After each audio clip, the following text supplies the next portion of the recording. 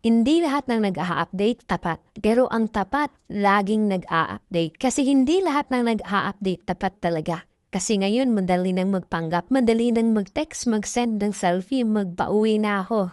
Kahit hindi naman totoo. Pero tandaan mo to, ang tapat hindi napipilitang mag-update. Pusa talaga. Kasi may mga partner na ang galing magpakalma, pero hindi kayang magsabi ng totoo. Yung tipong papunta na ako, kasama ko sila, wala akong ginagawa. Pero habang sinasabi nila yan, alam mong may mali, alam mong may kulang, alam mong may tinatakpan. Kaya huwag kang mag-flatter sa taong nagpapadala lang ng update para hindi mo halata kung saan siya galing. Hindi yan loyalty, distraction lang yan. Pero ang taong tapat, hindi mo kailangan habulin, hindi mo kailangan tanungin, hindi mo kailangang maghulak. Mag-a-update yan, hindi dahil natatakot magkamali, kundi dahil ayaw kanyang masaktan. Malaking diferensya yun.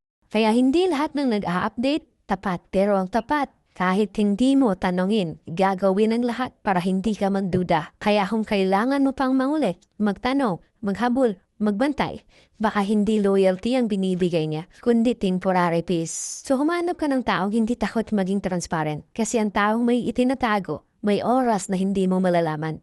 Pero ang tapat, kahit anong oras, malinaw at sapat.